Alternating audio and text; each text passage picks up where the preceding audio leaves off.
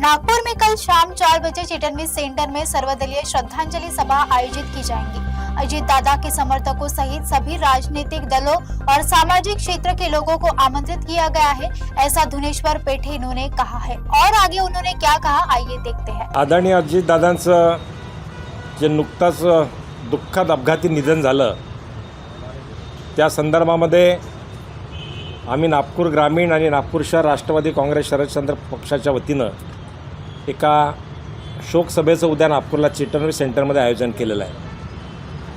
शहरातील अनेक मान्यवरांचं, ज्या लोकांचा प्रत्यक्ष अप्रत्यक्ष आदरणीय अजितदादांसोबत संबंध होता, मग तो राजकीय संबंध असेल, सामाजिक क्षेत्रातला असेल किंवा उद्योग जगतातला असेल, आदरणीय अजितदादांच्या आकस्मिक निधनानंतर अनेक लोकांना त्या दादांच्या अंत्येष्टीला सुद्धा बारामतीला जाता आलं नाही, हे सर्वांना माहीत आहे।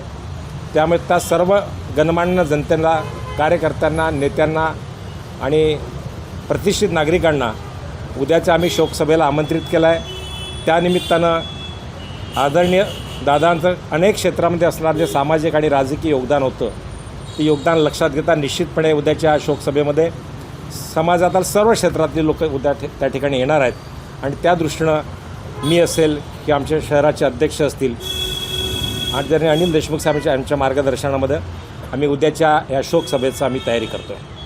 अजित पवारांच्या राष्ट्रवादीचे नेतेही असतील आणि सर्व निश्चित त्या सर्व राजकीय पक्षांचे, मग अजित पवारांचा पक्ष असेल, भारतीय जनता पार्टी, हे अक्रॉस द पार्टी लाईन हे उद्याचा शोकसभेचं आयोजन आहे। उद्याला 5 तारखेला 4 वाजता चिटणी सेंटरमध्ये सर्व पक्षीय श्रद्धांजलीचा कार्यक्रम आयोजित केलेला आहे। नागपूरमध्ये अजितदादांचा खूप मोठा चाहता वर्ग, विविध क्षेत्रातले विविध लोक आहेत, तर त्याच्यामुळे बऱ्याचशा लोकांच्या भेटीगाठी झाल्या नाहीत। तर त्यानिमित्ताने एक श्रद्धांजलीचा कार्यक्रम आम्ही आयोजित केलेला आहे। त्यात भाजप असेल, काँग्रेस असेल, शिंदे गूट असेल, उद्धव ठाकरे साहेबांचा गूट असेल, अशा सर्व पक्षाचे लोक, सर्व साहित्यिक आम्ही सगळ्यांना श्रद्धांजलीच्या कार्यक्रमात बोलवलेलं आहे। तर उद्याला 4 वाजता ही चिटणीस सेंटरमध्ये श्रद्धांजली सभा आयोजित केली आहे।